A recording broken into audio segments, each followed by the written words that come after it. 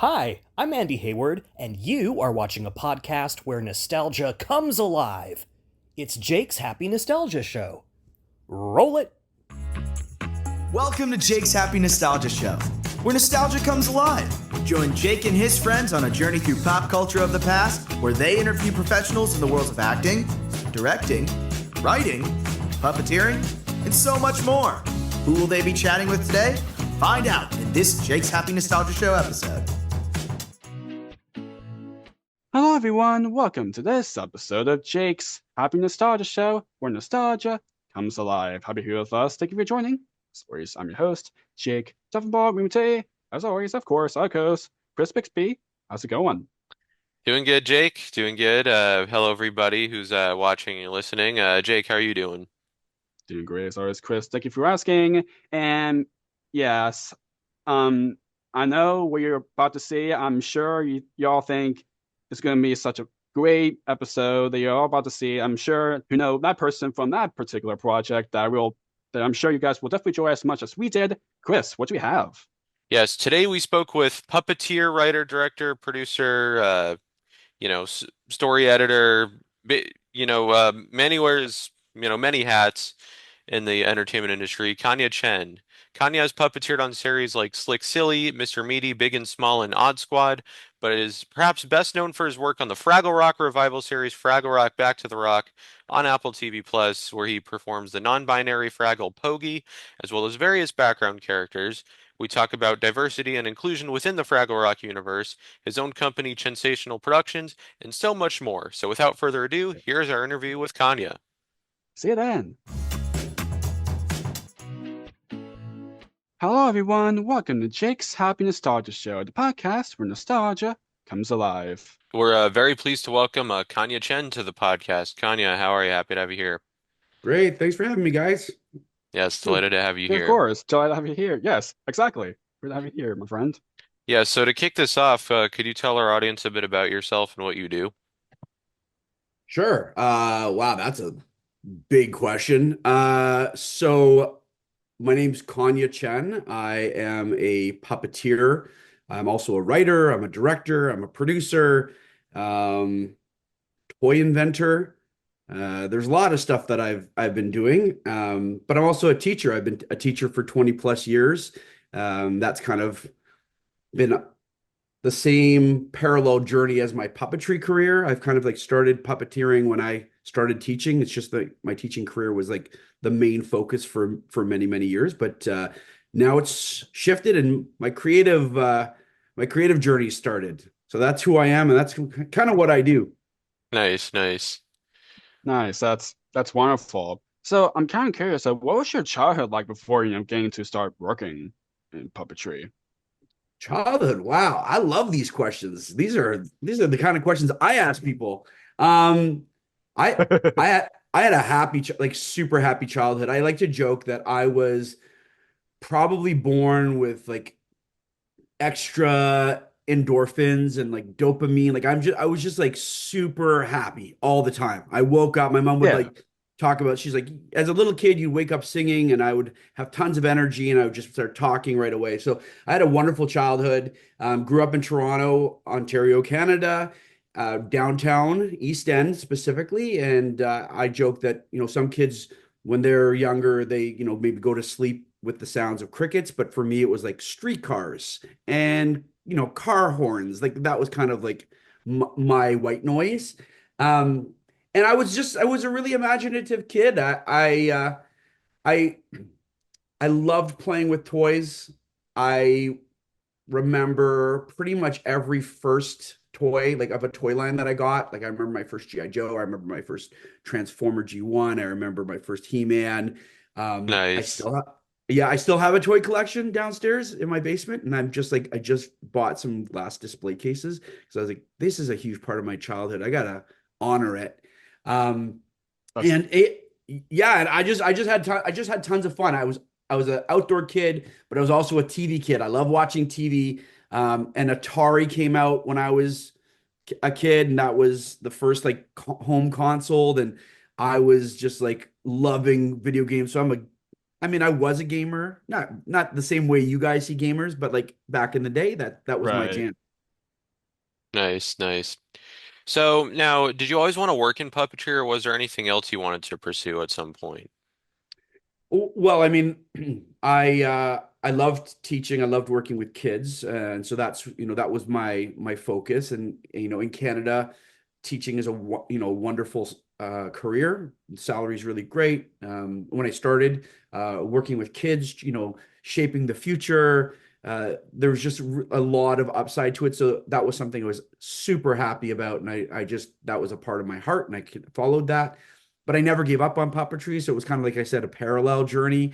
Loved puppetry and kept doing it on the side. I did it for fun. So teaching was something. Acting was something I considered when I was younger. I was in a few stage performances and I enjoyed that. But with teaching, it's kind of like you're an actor. You have to keep the little kids entertained, but you're teaching them, and so it kind of allowed me to do Yeah, lots of different things, right? Hmm. Yeah. exactly. Yeah, yeah, of course. So I know it might be like kind of like an easy question, but like, is there like, do you have any favorite, puppets or puppetry projects you got to watch growing up? Oh, like when I was younger? Yeah. Yeah. Yeah, I mean there was tons. So I often would say that um my first sh true show that I loved was Sesame Street. I had a Bert Oh and yeah. Ernie, right? I had a Bert and Ernie dolls and would carry them everywhere. Ernie was like I identified as Ernie, so he was my favorite. So I would if I had to drop one of them, I would drop Bert and I would hold on to Ernie. Um That's great. but that quickly shifted as I got older. I mean, this is a little bit cliche, but I absolutely fell in love with Fraggle Rock, and that was the Yeah. that was the puppet show that I grew up with. That I remember changing a whole bunch of my perspectives in life, and I loved it. And then I loved the Muppet Show too. I actually, when I was younger, as I said, I had a lot of energy when I was younger, and my family bought me a drum set, and it was like an animal from the Muppets drum set, and Oh, it Oh was like nice. wow. and I just That's remember playing cool. that. So an animal is a character that I really related to. So I mean, Nice. there's tons. There's just so many puppetry examples all the way through. There's a whole bunch of Canadian shows that I grew up with. There was a show called Read Along. That was a huge one. Today's Special was another one. So like puppetry was just a part of my life as a kid growing up. It's awesome. So now, where did you kind of train in puppetry, and how did you get your first puppet job? Okay, great question. Um, so I started, like I said, really taking puppetry serious the same time I started teachers college or yeah, teachers college. So I was probably about 22, 22-ish, 23-ish. And what I distinctly remember is just there not being a lot of information. This was like early internet. Yeah, I'm kind of aging myself, but this is early internet. There was not a lot of information out there. There was no YouTube, it didn't exist. And I just remember getting a lot of books, buying books. I remember that I actually went on a journey at one point because there were still VHS cassettes being sold, but they were kind of like in the discount bins. And I remember finding a whole bunch of Fraggle Rock ones, and I was like, "Oh my God!" And I bought all of them, and I would just watch. So I just watch and watch and watch and watch um, VHS cassettes. And then, as for official training, the first puppet building course I ever took was with a puppet builder named David Pennebecker, and he had this line of puppets that for me were very close to Muppets, and I didn't know how to build Muppet type puppets or cartoon puppets, and I really wanted to, and I saw that, and I ended up taking a course with him. But I think my first official training was with a puppeteer named Rob Mills, who's Canadian. Oh, yeah, I've Okay. heard of Rob Mills. Yeah. Yep, Yeah, of and course. you'll know Rob from the original Fraggle Rock, and Yeah. Yep, Junior Gord, and exactly. so I took two courses with him just because I was a puppet nerd and like really wanted to do it, and I learned how to do some basic puppetry, and just loved it, and really tapped into like my performance background. that I never got to really utilize. And then I just honestly, I set up a camera in my basement and I set up a monitor, and I would do that pretty much every day. So even if it was like 20 minutes a day or 10 minutes a day, all I did was put a camera on my puppet, have a puppet, and then I would lip sync to songs and I would do choreography and just do that constantly. And so by doing that, I didn't realize it at the time, but by doing that, I was actually improving my skills and things that puppeteers who aren't used to film and television puppeteering, they might have trouble understanding, which way to move on a monitor. I just taught myself. That was how I learned puppetry. So it was second nature to me. And I remember having my first audition for a TV pilot here in Canada called Spadaccio. I believe you could actually see it on YouTube. I think it's up there. And right, probably. And I ended up getting the role of a catfish named Maurice. I had right. Not a big scene, but it was at the very end, and absolutely loved it. I was like, oh my gosh, I got to do more of this. And so that's kind of where it started. And then, I mean, there's a long journey in between, but that's where it all kind of started. Nice. Nice. That's great. So now, what was it like, kind of get to puppeteering a silly for this Slick Silly video series? Like what was that aspect like? Yeah, so Slick Silly was fantastic. That was it was like with a couple of wonderful friends of mine. They became friends. I didn't know them very well at the time. It was the first project. But in terms of that project, it was a small company that was doing an interactive video. It's long gone now. It doesn't exist anymore. And I was approached, or I heard about an audition for this series. I think I had met the other puppeteer just because I was a nerd trying to like find all the puppeteers in, and I use nerd lovingly, just so you know, it's a huge compliment. Right. But I was, a huge puppetry nerd, and I had met this guy named Jay Williams, who was a puppeteer on a show that they did on YouTube called The Rudy Tooty Players. I don't think they have any videos up, but it was just hilarious sketch stuff that they would do in the real world with these puppets, and it was just so character based, and I absolutely loved it. And so that was kind of the in I got, where he was like, "Hey, we're doing this audition for this show. You want to come and audition?" And I went in and I auditioned, and I got the part, and it was an absolute blast. It was a small set. Just lots of laughs, lots of fun, and the final project was great. It was a dream of mine, because I had said my son at the time he must have been 2, and I remember saying, "Oh, I really wish I could do a puppet project that my own kids could enjoy." And I put in the Slick Silly DVD for him, and he would watch it over and over again. He would sing the songs, and I'd be like, "Oh my gosh, that's great! My heart." Oh, that's awesome. That's lovely. That's great. Yes, absolutely. So now you also got to puppeteer on Mr. Meaty and Big and Small. What were those like? Great. Yeah, that was the Grogs, another wonderful Canadian puppet company. And that one, it's funny because it really is all about getting to know the community. This is what I discovered, because just being in the shadows and just lurking and not really putting yourself out there, no one really knows what you're capable of or what you do, and you also don't know yourself. So I had been building puppets for a while on my own, and I remember that I think it was for Mr. Meaty first. I had met Jamie Shannon at a at a workshop or something, and he was a guest speaker, and I just nerded out there, and I just said, "Hey, I love your work. I'm a puppeteer." He's like, "Oh, well, we're having auditions for a new show. We need some background performers. Are you interested in doing that?" And I was like, "Oh, of course, I'd love to."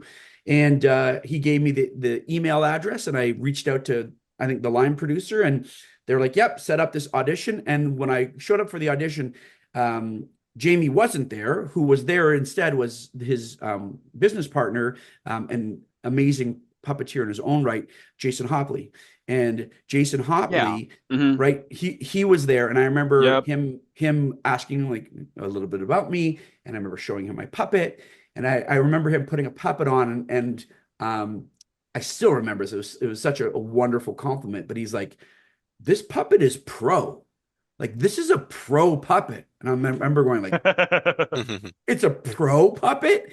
Um, and I was just so excited by it. And I did my audition, and they gave me a chance, and I ended up being on set. And again, like, it was just, yeah, I was just, I don't know how, like, I was floating. I was almost like floating when I went onto the Mr. Meaty set, and I was just like looking at all the details in the set that you wouldn't notice. Like, there's graffiti in the telephone booth that you could actually read. That's all hilarious stuff. And just seeing all the elevated sets for the first time and going, oh my gosh, like, this is how professional puppeteers do things. So that was my first start there, and they had me do some background walking stuff, and then over the course of a little bit of time, they gave me a character to actually voice. I think they ended up cutting it, but anyways, I got to like do some voices and stuff and some dialogue, which was great. And that they ended up knowing me from that, and that kind of parlayed into a couple of other series that I got to work with.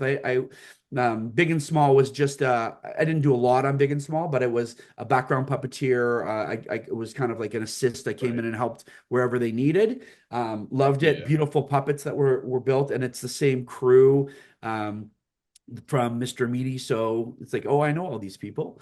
And they also had another series that was called, and it's definitely not for kids. It's called Apollo's Pad, and Yeah. Yeah. yeah, and that's not, like, seriously, like, don't look it up if you're only like loving kids stuff. Like, it's for adults. But it was great. It's the same group of guys, and they started giving me more characters to play with. And so it was like, people believing in you, that goes a long way. And they were definitely the people who believed in me. Wow, that's great. That's wonderful. That's great. So now you also performed the puppet version of Otto in Odd Squad. Can you talk a bit about that? Yeah. Yeah. So it's funny, the industry really is it's all about kind of like people knowing who you are and what you're able to do. And I ended up connecting with a production company called Sinking Ship, because they were looking for hosts for a brand new live action show, which was like a docu-style series all about makeovers, doing makeovers for parks. It was called Giver. It's an Emmy award-winning series, I believe. So they were looking for co-hosts. So their plan was to have a construction host and an art host kind of working together. And I auditioned for that. And I ended up doing the pilot, but they ended up switching kind of like the hosting duties, and decided on only having one main host and then an assistant host. And so I met them. I met people there, and two people who really stand out. So I met JG Johnson, who is a big part of Sinking Ship, also connected to Fraggle Rock, funny enough. Oh, wow. Yep. And I can talk about that later. But I met him, but I also met two producers named Renata and Georgina Lopez, and they are wonderful creatives who helped me kind of like with that show. I believe Georgina was the main point of contact on that. But anyways, so I did that, and it's funny because what ended up happening is they got to know who I was. So I did a season of that. And when they were looking for a puppet builder and a puppeteer for Odd Squad, which Georgina was a part of, and it was a Sinking Ship project. Yeah. Well, she knew me. She's like, I know someone who builds, and I know someone who puppeteers. And she reached out and she's like, are you available? Are you interested? And I'm like, oh my God, yes. So I ended up building, I think it was like 7 puppets and 2 puppet versions of the main leads of that series. Yeah. Yeah, and I got to puppeteer Otto, and then the other puppet was Olive. We didn't use our voices. We just kind of like, I mean, Right. You just kind of have to just like with how the process is, where you have to hear their And their like lines, lip so you have to sync. lip sync. Yeah, Well, exactly. what we did was we did a guide track though. So they didn't use our actual voices, but we did record our voices, but they didn't use it. So for example, Okay. we performed, we said all the lines, but then they would dub it afterwards with the actual Right. Okay. kid Right, yeah. performers. But the little bit of trivia is that the other puppeteer for Olive was a gentleman named Frank Meshkalite Ah, Gotcha. Yeah. yeah. from Fraggle Rock. So Okay. there already is Yep. like this connection kind of Yeah. starting. So yeah, that's how I got my start with or that that's how I got into that role. It was great, wonderful shoot, wonderful set, wonderful show, and great experience. Awesome. Yeah, one of the co-creators who got to travel Wago, Alan Pulsman. He's great, and such a great show. Not too long ago, I actually got to watch that particular episode when it actually aired on PBS. So it's like, Oh, oh wow, yeah, that's awesome. Yeah, that's crazy. it's funny how you forget. Like sometimes you do work and then you like in this industry you do some work and then you go on and you forget about it. You go on to something else, and then you don't think about this, but people like are absolutely like enjoying it afterwards. You know what I mean? Like Oh it yeah. could it could be a year, it could be sometimes 2 years. People are like, oh, I Mhm. saw that, right? Yeah. Yes, yes, exactly. Yes. Yeah, absolutely. So, now this kind of like an interesting question. So now, um, now of course with other puppetry stuff you already got to do already. Now you actually got to do got to puppeteer and be part of the training workshops for both Sesame Workshop and the Jim Henson Company. So what was doing those like? Nerve-wracking.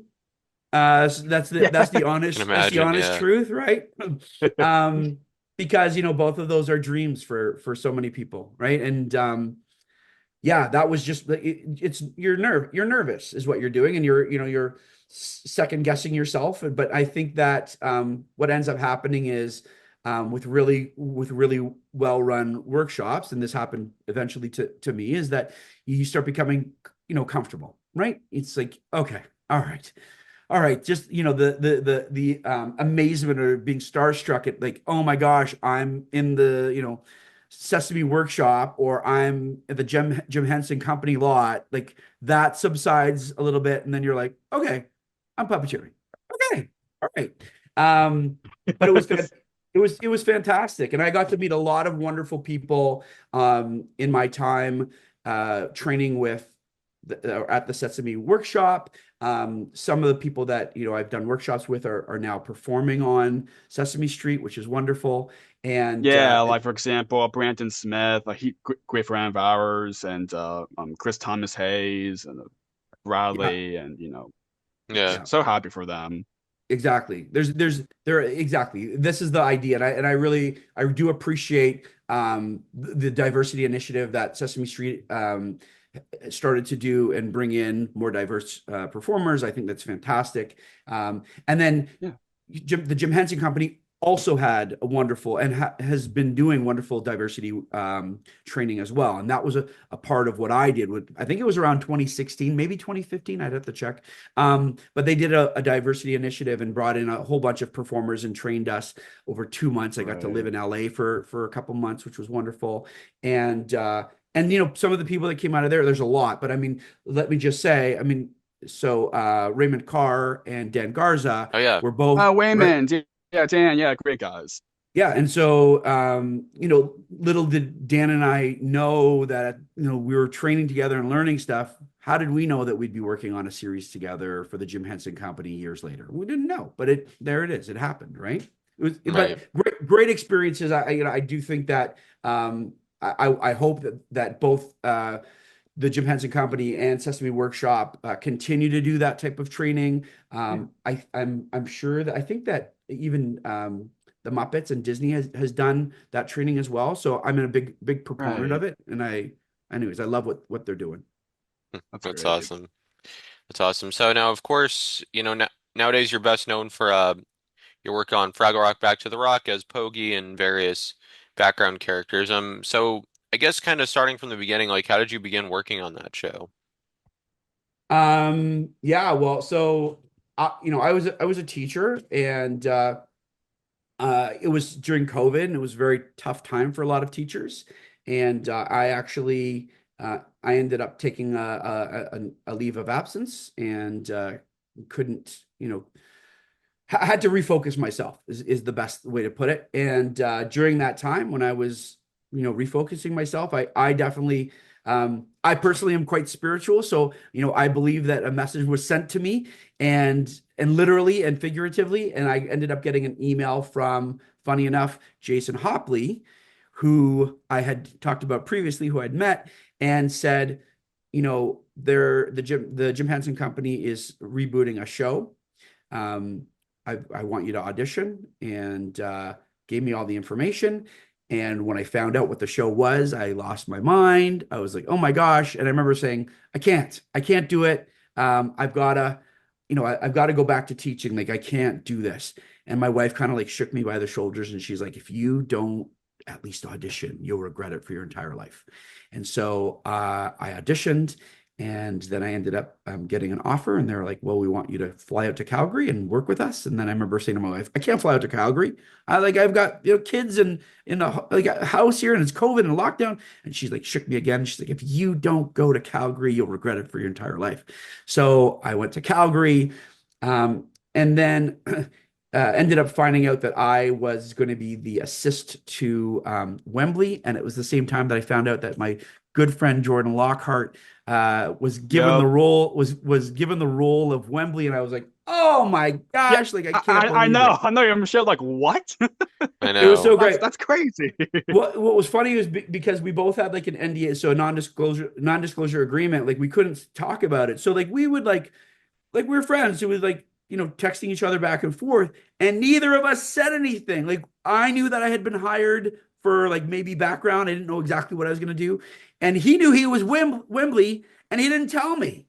And like, we didn't find out until like the actual official like meeting. I was like, what the heck's going on? This is crazy. So we end up going to Calgary. We're in Calgary. And what ended up happening was that there were a lot of secondary characters that they wanted to do internal auditions for. So there was a group of us as performers who were the assists. And we did some readings for some different characters. And I was given a list of, different characters, and they're like, we want you to read for these characters. And I remember like looking at some of them and going, oh my gosh, I know this character. Like, it's a legacy character, secondary legacy character. Oh my gosh. I would love to do this. What's my take on it? And so I did my readings for all of them. And then there was one character who I was like, I don't even know who this character is. I don't remember. And I started like doing research going, did I miss something? Like, who is this character? And all I had was a name, Pogey. And the character description was a twerp. And I took it as a very loving twerp, like a lovable twerp. And I was like, okay, so, what would this character be like? And so I really drew on a lot of my teaching experience. I've kind of picked the most lovable, high energy kids that I've ever taught. And then my own kids, I drew on them because I think they're pretty lovable, and they are also definitely high energy. And I kind of incorporated that into my read for this character. And I remember getting a text from Johnny T, and finding out that Johnny, he's so great. He is. Yeah, he's fantastic. He's done so much for Yes. not only the puppet world, but for me personally, and I truly appreciate him. Yeah. And so he sent me this text, and the text was kind of like, you didn't get cast for those legacy characters, but congratulations, you got cast for Pogey. And I remember going, that's great. I don't know who Pogey is, but that's great. And not really knowing like much about it. And then kind of slowly, like on set, like trying on Pogey, playing around with the puppet, really trying to figure out the energy level. Like the first season, there was like so much off camera figuring out who that character was. And one of the stories I tell is that there was a great moment where I'm still trying to figure out the character. People are hearing my character, seeing my character, and like already knowing my character because of it, right? And so they add their little thoughts to it. And I'm like, oh my gosh, how is everyone totally understanding these characters? Like, they totally get it. And Johnny said in one of the things, one of the down between shots is what I'm trying to say. Between shots, Johnny was sitting there and I had Pogey and he was like, oh my gosh, like Pogey's so ridiculously adorable. I could just see Pogey kind of going, okay, and like running off. And I was like, yes, that's totally what Pogey would say. And that was kind of the first moment where I realized other people really got the character. And I was like, oh, this is so good. Because now that other people get the character, I get the character even better because I'm kind of like listening to what other people are like. They're like, yeah, this is what he would say. And I'd be like, yeah, it is. Or no, it isn't. I would know, right? So it was just great. It was a dream come true. And season one was just me being you know, I was gonna say the word idiot, but I don't mean that. I mean a lovable, like in a lovable way. You know what I mean? And having fun and Yeah. just playing around with a character. And it worked out. I mean, I think it was fantastic. So that was like season one. It was just me kind of like floating on a cloud, going, I should be in a kindergarten classroom teaching. What am I doing on set of like my childhood dream show? But there I was. I know. That's Yeah, wonderful. I want to ask because like I mean probably I mean I don't know I mean well I'm sure of course it's totally fine if you don't really know the answer on that one about to ask, but do you know like who's the one, like I know there's so many puppet builders that got to be involved in that series, but do you know like who was kind of involved to like building Pogey and what kind of idea of what Pogey like should be, if that makes any sense? Yeah, I totally know what you're. I totally, sorry, totally know what you're saying. About the idea of Pogey, I don't know. I don't know a lot about that. I know that like Johnny has told me a little bit about that and saying something like they definitely wanted a character. They wanted to add a new character. There was a lot of thought put into it. Like obviously the writers' room, the showrunners, um, they all had their hand in kind of like thinking like what would be a great addition um, to this uh, wonderful legacy series. So that I don't know exactly how they came up with specifically Right. Right. the incarnation of Pogey, but I do know the name of the builder. The builder's name is Okay. Joel. Yes, the builder's name is Joel Gennari. Okay, I've heard of the name. Yeah. Okay. And he's an LA builder. I think that I had received like kind of like conflicting reports of like the Pogey puppet was built in the New York creature shop, and then other people like no, it was the LA. Anyways, I was able to confirm. I actually was able to talk with Joel and find out that he absolutely did build Pogey. I mean, I'm going to give you That's some great. insider trivia about Pogey. Yeah. So when I put Pogey on, so Pogey is one of like a generic pattern of like the background Fraggles. So if you look at Pogey, yeah, the face is very much like a generic background Fraggle.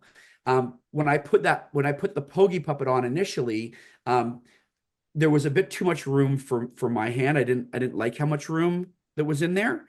And so with the creature shop in Calgary, we talked about, how to put some padding in and where it should go. And we ended up putting some foam in, and the foam slightly changed the shape of Pogey's nose and ended up giving Pogey a really unique look.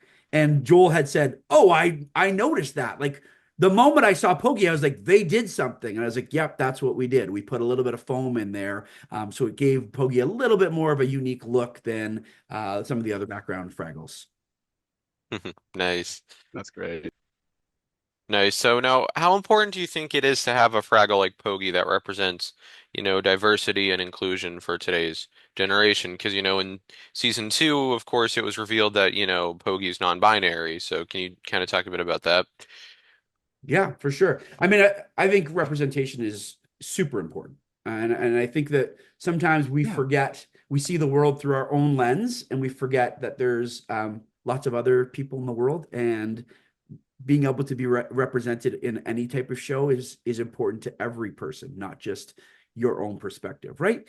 And I think that the whole journey that Pogey went on is so interesting because for me as a performer, Pogey was just a character that we were trying to figure out.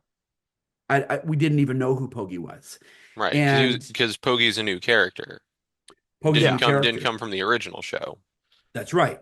And the writers, writers have their own insights because writers are creating this world. And being in a writer's room, I mean, I'm a writer myself, not for Fraggle, but I'm a writer myself. And oftentimes we will, we'll share ideas in a writer's room that aren't used or that are needed to be shelved, right? It's like, oh, we can't do that. Or we'll pitch ideas and other people will be like, huh. There's so much creativity and what ifs flowing around, and some of it's never actually used. And I really, big shout out to Charlie Feldman, who they are one of the Yeah. writers, one of the wonderful writers for Fraggle Rock, Back to the Rock, and Charlie is themselves non-binary, and there was a whole discussion that I had with Charlie about the character of Pogey because just like they had with in season one, you'll remember that Boober had a glowing volubius, right? And talked about the Right. idea of feeling different and not fitting in. They did that with Boober. With taking of Pogey and realizing that Pogey is non-binary.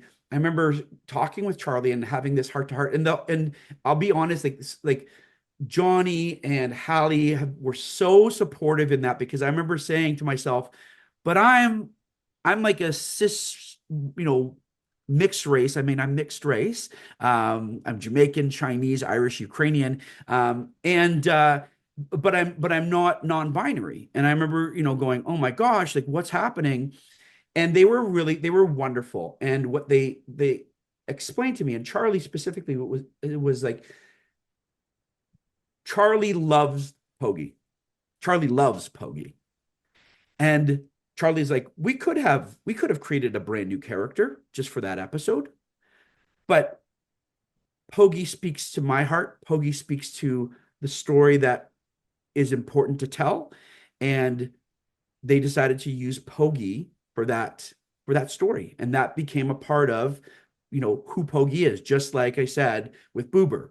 Boober now has a volubius, or the fact that Wembley, doesn't just wear boys' clothing. And for me personally, I really related to that episode because as a little kid, I had like a huge hippie mom, and as a young kid, my mom, I was dressed in communal clothing, which meant there was no gender to the clothing. So I wore dresses, I wore pants, I very hippie perspective.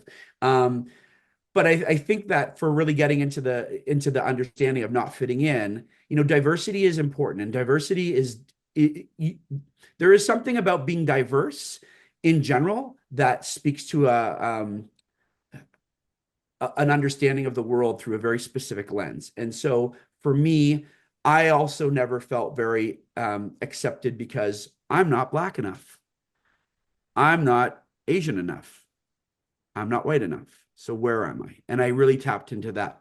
So I think that understanding and connecting with character is the key. And so I'm a huge supporter of what's been done, and it's exactly what needs to happen in more TV. That's wonderful. Yeah. Yes, I Yeah, of absolutely course. agree. Yeah. Yeah, absolutely. I mean, Pogey is like, you know, they are just like such a great addition to the franchise and for revival now, especially for today's today's kids generation of TV, especially on what's been happening and even so the even the people that even if like for example if we have friends that's a part of LGBT plus community that they find they can one of those things that they'll definitely fond of that they'll be like, oh my gosh, Pokey is it's like that I'm seeing something like that myself on screen or or something like that and it's kind of for that type of reminder it's fine if you want to be yourself and no matter what is you can do that. Yeah. Exactly. Yeah. is one of the things that I remember Johnny pulling me aside and saying and just resonated with me, and it's so true, is is that Johnny was like, this episode called I'm Pogey is going to save some kids' lives. Because it is sometimes that one message where you hear that it's okay to be who you are that makes you want to stay in this world. Exactly. Yeah. Yes, I can see that. Yeah. exactly. And like, yeah, of course. And for like from wow, from like, from you both you and Jordan is, I gotta mention a little bit of Jordan because he's doing such a great job, taking over Wembley at what Steve with which Steve's another great guy and for what he's doing now with Weldon and Cape and all these things. But like, he's doing a great job taking over him, how in a way kind of how Steve did took it like originally, but in a way, where you have to keep, how what legacy character is, you're trying to kind of go to your own way for a little bit instead of like 100% copying what Steve did. So you kind of just have to, what is the right way that Jordan can do? That makes any sense. And Jordan's doing a great job doing that way for Wembley. Yeah, I mean, I think with every performance, I mean, I think that the truth is, for me at least, when I see characters, if I see someone take over a character, I think it's really important to infuse a bit of who you are into that character because that's what makes that character authentic.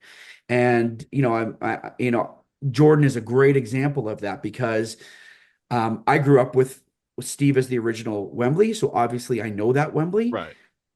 But I've said to Jordan, and I'll say to you, on the record, is that I'm there on Fraggle Rock, Back to the Rock, and I'm interacting with Jordan's Wembley. And when I think of Wembley, that's the Jordan, that's the personality that I think of as Jordan's take on Wembley. And the character, and that's not taking away from anyone else's performance. Like, wonderful Right. performances all around. It's just that Jordan has infused a bit of Jordan into Wembley. And I know Jordan. I know Jordan as a person. So so Wembley is that much more real to me. So Jordan's take on Wembley is even more real, right? Because it has that Yes, addition. exactly. That's awesome. Yeah.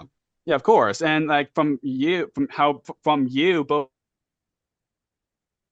being ironic, you both were like working, back to work together, and then and now you both Wembley and Pogey are doing that episode together. I was like, what? It's just so great, It Yeah. it you it know? it was an absolutely magical episode for so many reasons. Charlie Feldman was on set, so the writer of the episode, Yeah, Charlie was yeah, you got to wrote it, and Johnny got to direct that. and then and to your point, here's Jordan and I, who years earlier. So I had mentioned that Jordan and I were actually introduced to each other through Larry Merkin. So the original producer of Another great guy. exactly of Fraggle Rock, and Larry is like, you got to meet each other, and we had this meeting. And then, Jordan and I had this moment. There was, stuff going on in our lives as happens. And I remember it was years ago when we first met. And I was like considering leaving puppetry altogether. I was kind of like, I think I'm done puppetry. I don't think I can do it anymore. And Jordan was just coming into the industry, and we kind of had this sit down by this water fountain in downtown Toronto, in an area called St. Lawrence Market. But I just remember having a really interesting conversation. And when we left that conversation, at least I can speak for myself. I thought to myself, maybe I'm not done with puppetry. And that Yeah. was the conversation. And Yeah. when I had those moments with, as Pogey with Wembley, and it's me and Jordan, they were very sincere scenes. They were me kind of going back to that moment at the fountain. It's funny enough where like the scene itself was like in like a Sweetwater Creek, right? It's at water, like it's there. It's like a fountain, right? And it was so much Uh-huh. like art imitating life. that I was really able to take those words, and as you probably know, like puppeteers often will read our scripts as we're performing. We see them in front of us, but for that scene, I memorized everything because I didn't want to take away from the scene. I didn't want to look at the script at all. I wanted to be really in the moment, and because Yeah, this is two friends. This is two friends in a scene, but it's also two friends in real life. And I hope that shined through in the episode. Absolutely. Definitely. yeah, of course. And for having that type of like connection in between those episodes and Wembley and Pogey together, I'm sure you too definitely treasure those those um uh those times that I was like, oh my gosh, we're doing this together, we're doing this. I'm sure you both have such like what, but like such a like a beautiful like moment for you both, which I'm sure that is. Yeah, oh, 100%. I mean, like we pinch ourselves all the time. I mean, throughout the whole first season, it was kind of like, we're doing this. And I just, Jordan is such a consummate Right. professional. So he took everything was like wonderfully professional, and he felt a responsibility to make sure that everything he did was in honor of the legacy of the show. But he's still himself, and so we're able to like still have those moments of fun where like we're looking at each other like, oh my God, like we're doing this, like what's going on. Exactly. Yeah, it was great. It's awesome. Pogey is such a wonderful Froggle, and for having that type of diverse now for a new show, that's just it's so great. So now I know you kind of did a little bit of them earlier, but it's a fine, we can probably can hear a little bit of Pogey. Oh yeah, oh my gosh, yeah. Hi guys, it's me, Pogey. I was just kind of wondering what you guys are doing here. Is this like a podcast or like a talk or? Okay, bye guys. Yeah. That's awesome. Oh, that's great. How's that? How's Fraggle Rock been going down there, Pogey? I'm back. Oh, Fraggle Rock. Oh my God, I absolutely love Fraggle Rock. There's like Fraggles there, and there's rocks. And did I say Fraggles? Because there's lots of Fraggles. And did I tell you about my bestest friend ever? Her name is Red. She's amazing, and she wears a shirt that's red. Oh, that's awesome. That's great. Whenever I hear Pogey, it just gives a smile on our faces. Yeah. They're great. So glad. They're wonderful. So yeah, yeah, yeah, of course. I know we kind of already started talking about it with I'm Pogey episode, which of course is so another great episode that so many children and adults definitely enjoy that episode so much. But are there like any favorite episodes or even songs from Back to Rock that you're most fond of, or any favorites? Um, I mean, there's a lot. Episodes and songs. Oh my gosh. It's like saying like choose your favorite kid, right? Like that's so hard. Yeah. Um, I mean, yeah, I mean, I was like, don't pick that. The I'm Pogey episode is what my brain's like saying. Don't pick it. But I mean, what I want to say is that Right. that episode with John Tartaglia's directing, of and Yeah, and handling Charlie wrote.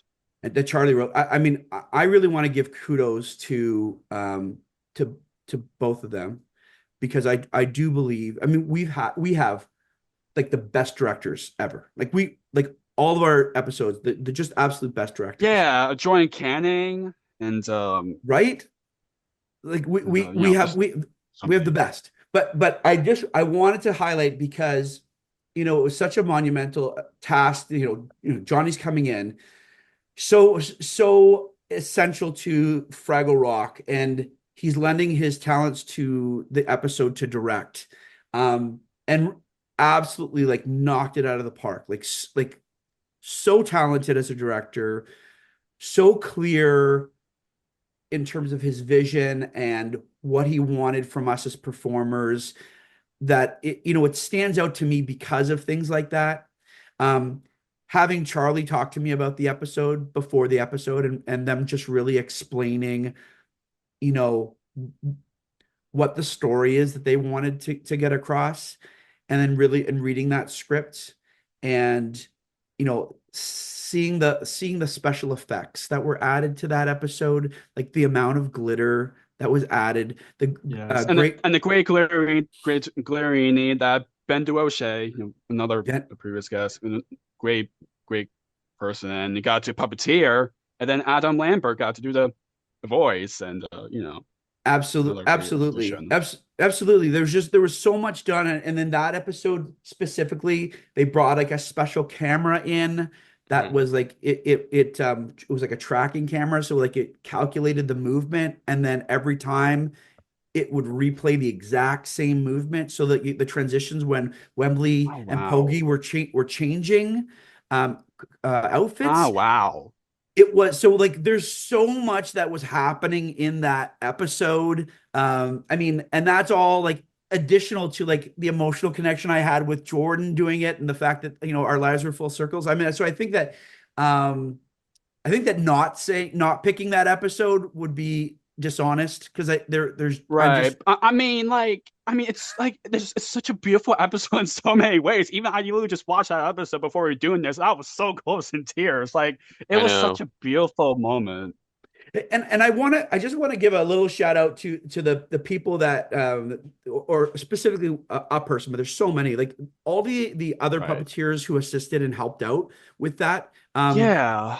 Right, like we sometimes we forget, but like all of that, like all of the complexity of what's happening to make something look simple and just real. And that hand moment, like I too like get choked up every time I see it, but like that hand moment where Pogey kind of reaches out and you see Yeah. Pogey's hand Yes. close a little bit, that was all Uh-huh. amazing puppeteer Amy Garcia. Oh yeah, I love Amy. Amy. So Amy is officially Pogey's assist, and I couldn't have a more talented puppeteer helping me out, and that was just a perfect example of how a tiny little movement that she did with this hand like makes people emotional every time, right? I know. Exactly. That's great. And and I mean, yeah, back with puppeteers, like if they already mentioned Frank Meshkulite, Ingrid Hansen, Yep, Ingrid um, Henson. Yep. Ben already mentioned earlier. Andy I mean, Hayward, Kira Oh, oh, Hall. Andy. Andy, Andy's a yeah. great, Oh, he's great, so great friend. great. Dan and there's so many great puppeteers I got to work on that, which I'm sure like with you, I'm sure they like I'm a part of this legacy. Yeah, And yeah. also, one of the original Well, writers, who's a previous guest, Jocelyn Stevenson, is working, on and off on the reboot as well, which I think is great. Yeah, I yeah, love Jocelyn. Yeah, Yeah. yeah, there's I so just many met. great puppeteers that got to be involved in it. That it's just like, oh my Yeah. gosh, I'm a part of this legacy. Just like, wow, Well, yeah, I mean, like I've known Jocelyn's name for so long, but I only just recently got to have like a Zoom meeting and meet Jocelyn, in person, digitally in person. uh, And she's absolutely lovely. Like, what an amazing person. yeah, yeah, yeah, she's And great. talented Yeah. writer, obviously. Yeah. So for sure, yes. Yeah, I Yes. mean, yeah. Now going back with episodes, now then going to transition to the songs. I love Night of the Light special. Oh That was Yeah. yeah, so great. yeah. Like, I'm so happy that they decided to do a special. Like that was like, oh Yeah. my, Yes. it's Kind of such like a how the Witcher series with the Bells what's of that Fraggle Rock. yes, right, uh-huh, Yeah. and they kind of do that in their own way for the new for the Back to Rock. It's like that's so great. yeah, Yeah, yeah. it's great. It's great because even though the original Fraggle Rock was before my time, they used to rerun the Bells of Fraggle Rock like on TV sometimes. So I remember watching the original Christmas special, so them getting to do another one with Back to the Rock was wonderful. Yeah, Yeah. yeah. I mean, I love I love specials. You think about like Rudolph the Red-Nosed Reindeer. You think of like with stop motion. You think of Frosty the Snowman. You think of all these like iconic, seasonal specials, and to have one, Night of the Lights is just for me was so exciting. That's awesome. Yeah, yeah, of course. I mean, now in terms of the songs, there's so many. I mean, Party and Fraggle Rock, I mean, Go with the Oh Flow, uh, yeah, I mean, and What we Goes have On, absolutely Free and High. Free and high, of Again, of course. like course. Yeah. right. The Hope I the Hope We Built Together. There's so many. Yeah, I really like the Doozers, like the Doozers song. You know what I mean? Like for me, it just like there is a video floating around um of background like we when we were on set. I think it was the first season. Um and there's a whole bunch of puppeteers with like instruments, I think. I'm trying to like look it up. I'm trying to see if I can find it. Um Okay. if I can show you guys. Did I have like Jamdalin or someone like the character that Andy does? Oh my gosh. Well, Right, yeah. And but it was the performers, so it wasn't actually the puppets. It was us as performers in between shots or downtime, and and then we were like playing music and singing together. It was a jam. It was essentially a puppeteer jam, is what it is. Hmm. Um, anyways, I can't find. I mean, but uh like Go with the Flow is like there's just again it's like you can't really pick. I can't pick. There's just too many. There's just Yeah. too many I great know. songs, right? Yeah, I mean the music production for Back to Your Walk is just like amazing. And like even the Yeah. Yeah. special guests that got to be involved in it, like for example, like Davy Diggs, you know, Yeah. Jenna Lynn and the Catherine O'Hara, which everyone knows her more from the Home Alone franchise, get to be a part of that, you Yeah. know, which is And they're great. and going back to Free and High, that was kind of the first time that we got to, really hear Lily Cooper, who played Doc in the reboot, kind of, sing. And, Yes, Lily doing a great Cooper, job. this big Broadway, actress, finally getting to hear her singing Yes, Back to the Rock like that. That's such a special song. yeah, It, the duet between like Adam and Lily and Pogey and Wembley is just like it's like oh my gosh. it's funny because I said to someone, not too long ago that Lily and Adam are like superstar voices. Like, oh my gosh. And what do I Yeah. have? Yes. I have high school choir, right? Like that's I have Yes. high school choir. And I just remember saying like, oh my gosh, like I'm like I don't want to wreck the song. Like, that was like kind of in my head, and I was like, I can't like live up to that level. I was at first having that negative self talk, which is not good. And then I was like, no, no, no. This is what I'm gonna do. Like this is all about the emotion. This is all about it. And I remember going into the recording booth, and big shout out to Harvey Mason Jr. And his entire team. Like they take people who only have high school choir and are able to like get them to do a decent enough job, and the way they cut the songs together, and it's just wonderful. But I just remember saying I'm gonna go in with as much heart as I can, and then hearing the actual song, I was like, okay, I hear my heart, but then I hear Lily's and Adam's voices kicking, and then I get goosebumps, and I'm like, oh my god, they're amazing. Good Jordan's track. always like Jordan's ability to sing in Wembley's voice is just like I'm like, dude, I how? know. We're How are you joking. doing that? Like, guess you should not be that good. He's great. He's like fantastic, right? Yeah. Yeah. Oh It's yeah, and great I forgot about Keenan Thompson Oh too. yeah. Yep. Yeah. Yep. No, Yeah. from Keenan and Kel Kel, and and all that and Saturday Night Live. And yeah, can I just say like obviously I love so many people, but one of the performers right. the combination of voice and puppets that I am absolutely in love with um is Jam Dylan. Yeah. And Yes. and Which David which Ben got to. No, that was No, Andy. no, That was Andy. Andy. Andy, it was Did Andy. do So puppetry. Andy Hayward is the main puppeteer. He had assist. Ben definitely assisted. And I think it was also Andrew Cooper, but I never want to drop names if I don't remember for sure. But anyways, that's who I think. I think that's who it is. I think other people might have also assisted. But anyways, it's Andy Hayward is the puppeteer. Right. And Andy Hayward is such a beautiful puppeteer. Oh yeah. There's something about the way he operates Jamdalin and the way David Diggs was able to put that voice together. I was like, oh my gosh, this is like one of my favorite characters. Just amazing. Yeah, Yeah, absolutely. yeah. Andy's so wonderful, such an amazing human being. Yeah. I mean, him with before Back to Rock, you got to do a lot of things for Playhouse Disney Live and Disney Junior and all these things, and then doing Back to Rock. He's so great. Very accomplished puppeteer. I knew about Andy Hayward before I met Andy Hayward. Oh, nice. That's awesome. That's great. Yeah. I That's mean, great.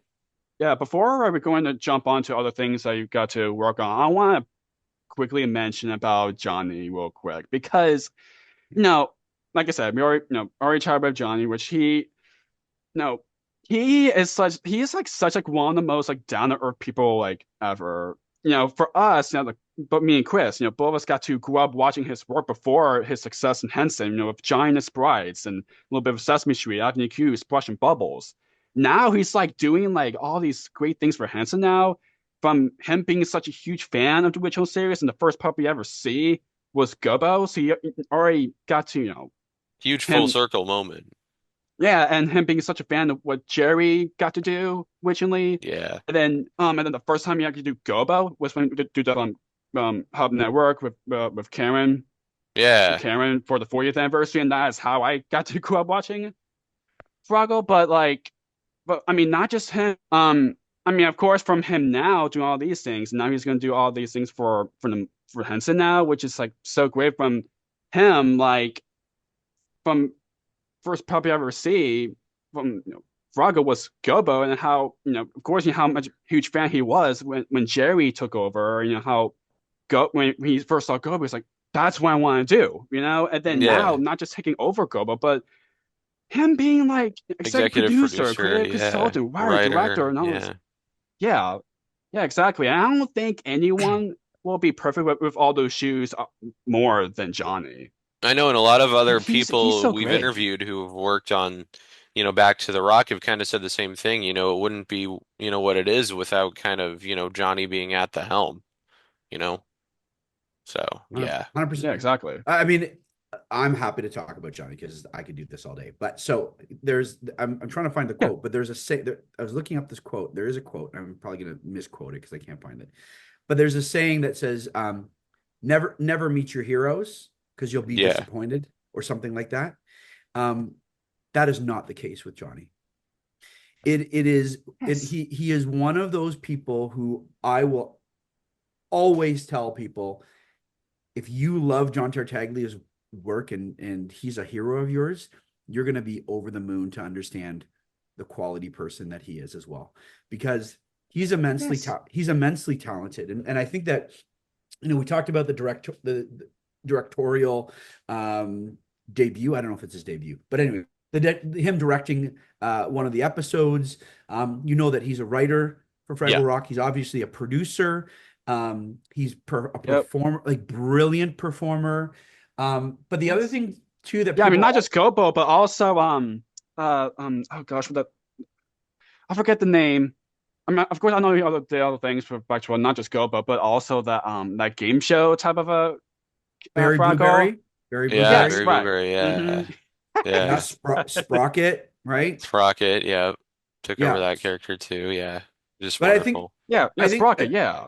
The thing that people often don't also understand is, what he does behind the scenes too, because in this industry, you're also, to be a creative, to be a producer, there's a lot of work to be done. There's a lot of, leadership and management skills that are needed. And he exemplifies those, and he's so good at those. And those are those skills that people don't realize are important until you're on a set that's, you're trying to make the best project possible. You have deadlines, like these are all the things where, it's easy for people to lose their cool, and Johnny doesn't, which is unbelievable, but he doesn't. And he's also, and this is the biggest compliment I could ever give someone.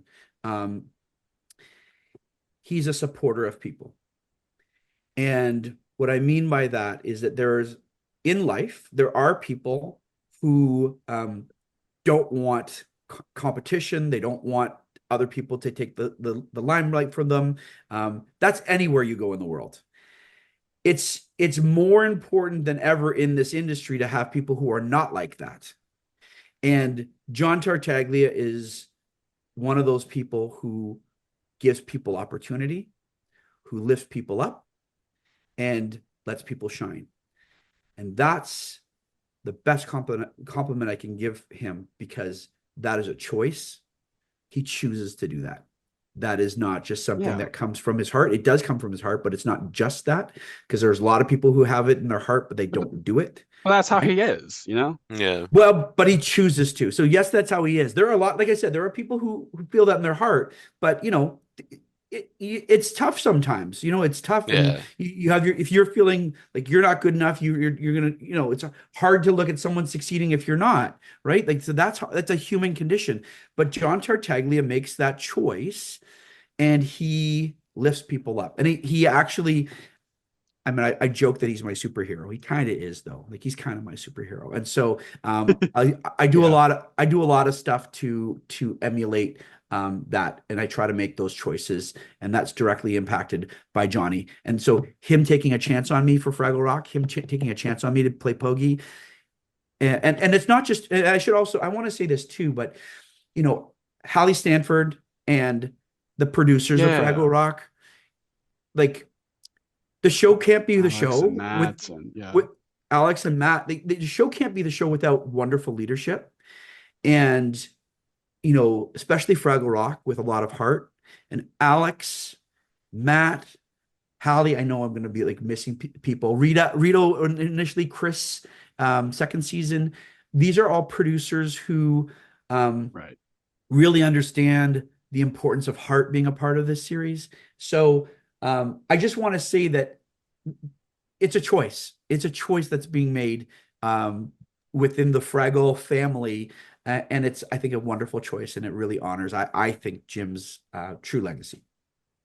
Absolutely. Yeah, of course. Yes. And Johnny is so supportive and so patient, and he just wants to be be in certain moments. Like, hey, it's fine if you can't do it next. Let's do it again next take. Johnny is like, let's do it again. It's okay. He's also so humble that he's probably, if he's listening to this this podcast, he's probably like, oh my gosh, like stop. And so, like, I almost want you guys to like edit out like the rest of the conversation and only have it about John Tartaglia. Like, just be like, Kanja Chen is here, and all he hears is me talking about how wonderful he is. No, I'm kidding. He'd be mortified, but it's all true. Absolutely. Yeah. And now, Back to Rock is the first season's now on DVD, and the live is going to be happening next year, which, we're looking forward to what's going to happen. And hopefully, season 3. So, yeah, we'll see what happens. So y'all make sure to keep watching Back to Rock on Apple TV Plus. Yes. And reach out to Apple, let them know how much you love it. Yes, subscribe. But buy Fraggle Rock, because I think someone posted something about like the Amazon webpage being sold out of the Blu-rays already. Yes. Wow. Yes. Yeah, I remember Dan post about it. So yeah. So I hope it'll be back up. So I think a big part of that too is it's the idea of people knowing more about it, right? Because not everyone subscribes to Apple TV Plus. Apple's doing some great things, I think, is really important. I think Apple's doing they did a deal with Amazon Prime, I think, where you can add on Apple to your Prime account. I think I saw that. Yeah. So now even more people are going to be able to find out that Fraggle Rock has been rebooted. Because a lot of people use Amazon Prime. Yes, exactly. Exactly. Also, the other thing is the live touring show, the Fraggle Rock live touring show is another way Yeah. to kind of like let people know that Fraggle Rock has been rebooted because even if they didn't know that, the moment they see the new Moki, they're going to be like, "Wait a minute, what's going on?" It's like, yeah, there's a new series of Fraggle Rock episodes, like 2 seasons, right? And they'll be like, "Oh my It's still gosh, I didn't out know." there. Yeah. Yeah, out Still there and it's doing happening. great. Yep. Yeah. Yes, absolutely. Yeah. I'm So, looking for play. So yeah. yes. So moving on now from Fraggle Rock, you also got to puppeteer on the, speaking of Prime Video, the series The Boys. What was that like? Loved it. Yeah, it was great. I mean, it's super great because I mean, it was an adult show. It's an adult show, which I obviously watch as well as kid stuff. I do watch both. But I'm a fan.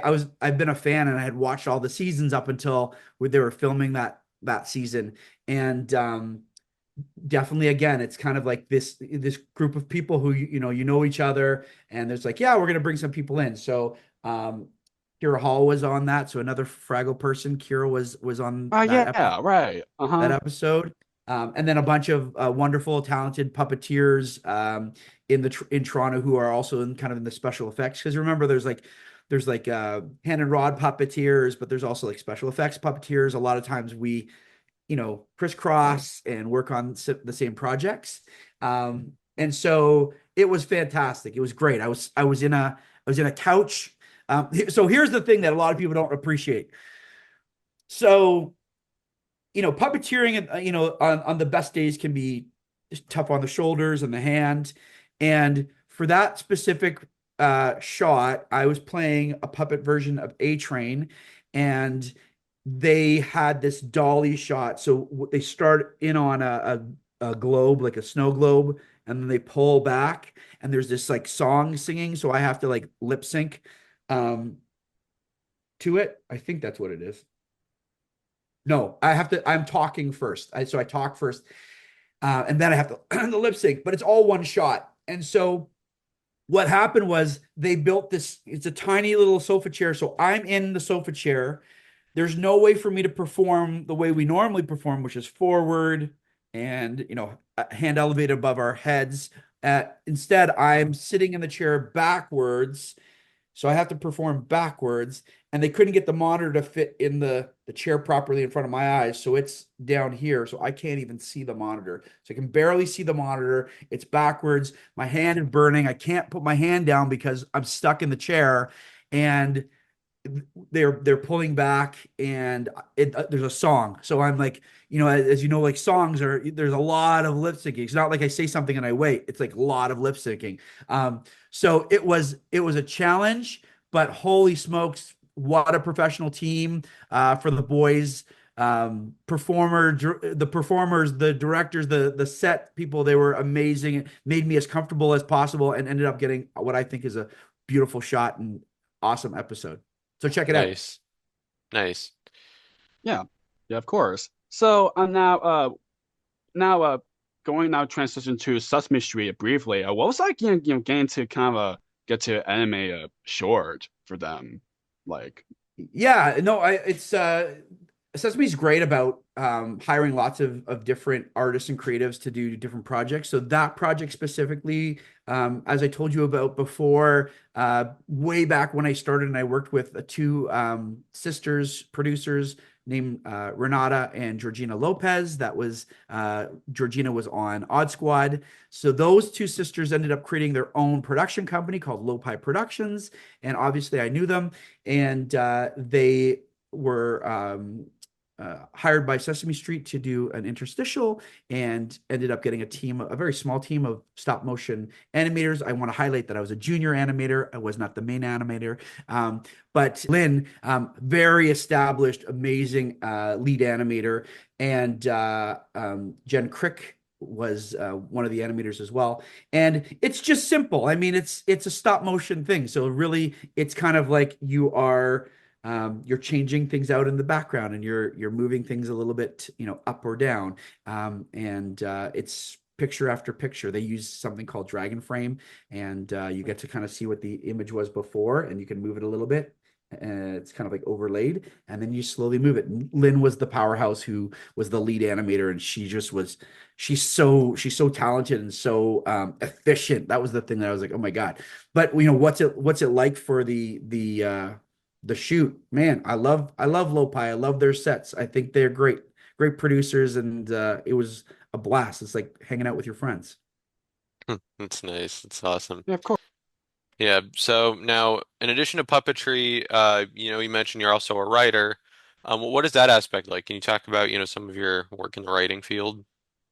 Yeah, well, I mean, writing is fairly new for me. So, I've only left teaching about 3 years ago, and Ah, I ended up. So I tell the story that it was actually on Fraggle Rock season 1 that I love to write, so I would write. I'd write for myself. I was never trained how to be a writer. I would think up show ideas based on my interests and 20 years as an educator and like looking at what kids needed. And in the green room, but on set, people would like read over my shoulder and they'd be like, "That's cool. Like, have you ever pitched anything?" And I was like, "I don't know how to pitch. No, I've never done that." And so, like so many people kind of encouraged me to pitch some of my show ideas. So I entered 2 pitch contests here in Canada. The first one is Ottawa International Animation Festival. They take the top 10 and then they mentor them with an experienced industry person. So I was mentored by someone named Curtis Lalash, who's LA based, and he taught me how to pitch. And he's like, "Oh, I don't take any credit for that." I'm like, he taught me how to pitch. And so that was my first pitch ever. It was for an adult comedy. And then my second pitch was something for an organization called Taffy, which is a Toronto-based animation festival. And it was a preschool show idea that I had, and they only picked the top 2. And it was like, they had a defending champion. They was very like head to head, and we pitched, and I didn't win, but I made some incredible connections. Two of the judges ended up becoming friends of mine, and just like wonderful human beings, and so happy to have done that. And then I was like, maybe I have something here, maybe I can do it. And so I applied to a writing intensive. I learned how to write, and then after that started getting opportunities to write my first script. Lopi Productions is one of those people who, just like John Tartaglia and just like Fraggle Rock, and the producers of Fraggle Rock gave opportunities to people, and so they gave me my first script, and they're like, "Do it." And then I was like, "Oh, it's all right. It was good. Like, I kind of know what I'm doing." And they gave me another script, and then I got a different script from another person heard my name and they wanted to give me a chance, and they gave me a chance. So, for about 2 years I've been writing, and I ended up I've written for I think about 8 shows, and just recently I have had the honor of being a part of a show for one of our broadcasters called CBC, Canadian Broadcasting Corporation. Right. And it's called Go Togo. It's a preschool series created by a company called Gazelle Automations with Lindsay and Justin Lee, who are the owners and artistic geniuses behind Go Togo. They took a chance on me and they brought me in as a story editor, and CBC gave me a chance to story edit. And so I ended up story editing and ended up writing a bunch of episodes and ended up voicing a few of the characters, and ended up getting the chance to be a supervising producer on it. So it was just kind of like do the best you can. I also believe in never stopping to improve. So I continue to write. I write every day, and I'm honing my skills, and I'm taking courses, and I'm workshopping stuff and working with people. And yeah, that's kind of where I'm at right now with my writing. I have a lit agent, a wonderful lit agent named Stefan Hogan from Oscar Abram and Zemmel, which is OAZ. Anyway, so yeah, I'm very fortunate to have my wonderful agent representing me as well. that's awesome. That's great. And there's some of the projects you got to kind of wrote a little stumpers. This is what I mean. Give people opportunities. Like there are people in the industry who are doing it. And those are just, some of the examples of those people, and it sticks with you. Like I'm forever indebted to all the people I mentioned. Like, just my heart is like, oh my gosh. And I'm, like I said, paying it forward. I'm trying my best to emulate as much as possible. Yeah, Little Stompers. Yeah, Yeah, you guys. Animal Rescue, Best Animal Friends, a lot of other things you're doing now. Oh yeah, yeah. Yes. Bestest Day Ever with my best friend, right? Yeah. Right. Yeah. Then it's another low pie show. Yeah, there's stuff. And and I'm developing stuff. I'm developing my own shows, and I'm pitching my own shows, and definitely have a few puppet things in there that I can't talk about, but I would love to be able to get a green light for it. And yeah, well, you never know. Who knows what's going to happen in the future? I don't. Right. Yeah. Yeah. Yeah. Yeah, exactly. Yeah, we'll see. Before we get into our last few questions, I want can you kind of like because of course you mentioned a little bit a while ago. Of course, you got to be director and producer and puppet design and building. Since we've kind of already been touched a lot with your puppetry and writing stuff. Now, can you kind of talk about some of your work in those fields, at least in a brief way, or? Yeah, it's funny because one of the biggest things I had to overcome in this industry was imposter syndrome, because I had been a teacher for so many years. I step onto the set of Fraggle Rock. It's like my dream show. I've got like goosebumps. I'm working with the best of the best, and all these people are just immensely talented, and me kind of going, I'm just a kindergarten teacher. What am I doing here in my head, right? And that's a tough thing. It's a tough thing to deal with. But what I've slowly gotten better at is owning and accepting that I am what I say I am. Right. I feel like that's a message from from Fraggle Rock itself. Right. I am who I say I am. And so I am a puppeteer, and I'm not a teacher who puppeteers. I am a puppeteer, and I am this is a big one for me, a director, because all I've directed is shorts. So I've been directing shorts, and people are like, "Well, how are your shorts doing?" I was like, "I've won awards, but they're like little awards, and they're like, but those are awards, like," and I'm like downplaying it and going, it's just. But so I'm embracing the fact that I'm directing. So I've directed a bunch of short films, and I love directing. I mean, it's having an artistic vision, and it's bringing everything together. It's a bit of leadership. It's a bit of editing. So like you're actually editing in your head as you're making the short or the movie. I love the whole process. So most of my shorts have been live action puppet shorts, which, no surprise, but I just finished doing a personal project, which is called When I'm With You. It's an animated 2D animated short based on my relationship with my grandfather who's passed away.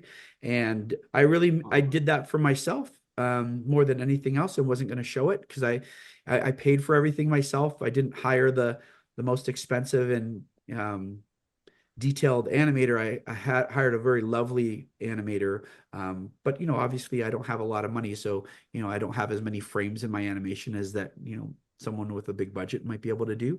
But it was wonderful, and so for me, I love directing because it's a chance for you to kind of take a step back and go, I was able to help all these creative people put this together and make this. So that's my experience with directing. I do want to direct more, and I have big plans to actually get some television credits. I'll work on that, as with anything. And then let's talk a little bit about producing. I mean, the truth of the matter is, when you can actually work for amazing companies, that is the true gold standard. So putting out wonderful shows is great, but for me personally, I want to do it with amazing companies. I want to do it with a smile on my face. I want to do it with love in my heart. And I was really fortunate with my producing debut to have input and share kind of my vision with Gazelle Automation and Justin and Lindsay Lee for Go Togo. And that was huge because it's their show. They've created it. But the thing about Justin and Lindsay that I truly admire, I don't know if I've ever told them this, but they'll hear it if they listen to this podcast, is I truly admire how open they are to hearing suggestions. and they they maintain their vision of what they want with an open artistic mind and lovely collaborative process. So working as a producer with them was a dream. They are a dream to work with. Like happy days. Every time I would go into set, I would be smiling. So that's been my experience as a producer. I don't know. I've never worked on a show where I haven't, been happy, but I'm lucky. And then same with story editing. I love story editing. Story editing to me is really harking back to me as a teacher. Giving notes on scripts and helping guide scripts. For me, there's an art to be able to be supportive and kind in giving notes and things that you're trying to fix. And that's what I did as a teacher, and that's what I was able to do as a story editor. And I love it. I love writing. It was something I didn't know I loved writing until I started doing it. So I love writing. So that's my synopsis of kind of this, the other Right. parts of my life. Nice. Yeah. Nice. That's great. So now recently you got to launch your own production company, Chensational Productions. Now, what was the kind of your aspect, to have want to, start to launch your own company? What was that like? Yeah, I mean, I think that it's funny because I think starting your own company is a lot of people they already have a company. They just haven't officially started it, if that makes sense. Like a lot of people are already making, like if you're Right. making your own shorts and putting them on YouTube and you've got connections and you've got ideas and projects that you're working on, that's a company. Maybe you haven't incorporated it yet, which is fine. So I've incorporated my company. It's something that I'm actively using to create shows. And a big part of what I do is I remember I talked a little bit about finding people that I love working with. I love meeting people, and I love finding those people who are in line with how I see the world.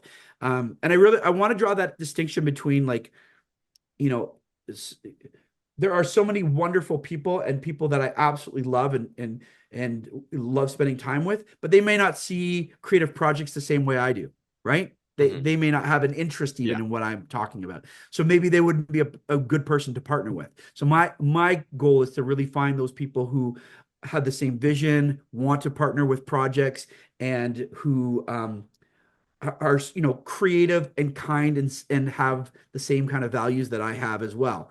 Uh, and that's what I've been doing. I've been meeting people and I've been creating different shows. Haven't sold anything yet, but that is again, it's what I'm trying to do. I'm trying to get a show off the ground. Looking at possibly doing a YouTube series. So there's a whole bunch of avenues that I'm going to possibly take, and it's all just a part of what I do with my company. It's essentially, and I do lots of different services. I do puppet building. I do puppet consulting. I do all that stuff as well. But it's really about being creative and being as expansive as I can be. Nice. Yeah, of Nice. course. And I know like some that your company got to do, workshops too, which is so great. Yeah, Yeah. exactly. And It's all a part of it. Yes. yeah, and then the other, and of course, I'm glad you're doing a lot more things, for example, now with other things, the Fabulous Show and the Tiny and Tall and a lot of other things, and which we're grateful for, we're doing with other things, and yeah, I'm looking forward what's more coming with all that stuff and your company and more with you down the road. Great. Thank you. Absolutely. So, since we're nearing the end of our chat here, the last question that Jake's about to ask is a question we ask all of our guests at the end. Go ahead, Jake. Thank you very much, Chris. Of course, podcast called Jake's Happy Nostalgia Show. When you think of nostalgia, what do you think of? On your own words, how would you define the word nostalgia? Nostalgia is that deep part of your inner child that smiles and feels the warmth of security um, with your memories of the shows and toys and events that have positively affected you when you were younger. That's Yes, wonderful. that's great. Thank you so much. Great word to end Thank on. you. Well, Kanya, thank you so much. Glad we were finally able to make this happen. This was a blast. Yeah. Thank you guys. It was tons of fun. I love what you guys are doing. Keep doing it, guys. Thank you so much, thank you Kanja. so It means a much. lot. Means a lot. My Yeah. friend. And looking Definitely. forward to what's more to come. So thanks again, Kanja. And All right. Rest of your day. Okay, you too. Take care, guys. Bye, Pokey. Oh, bye, guys. Yes, bye you too. Pokey. Bye. Bye, Kanja. Thanks Bye, again. Kanja. Okay. Okay, make this happen. Bye. It's goodbye from us as well. We absolutely enjoyed our time speaking with Kanja Chen. Links to his website and social media will be in the description down below. For anyone who wants to check out his work or just connect with him. Very great guy. Yeah. But Yes. it's Absolutely. goodbye from us as well. Keep on the lookout for more wonderful interviews coming your way. As always, what do we say, Jake? Keep nostalgia alive. Take care, everyone. See you next time. Take care. Bye. Bye. Thank you for tuning in to another wonderful Jake's Happy Nostalgia Show episode. Be sure to follow Jake and the Happy Nostalgia team on social media, check out our website, and stream the show wherever you find your favorite podcasts. And as always, remember to keep nostalgia alive. Bye-bye.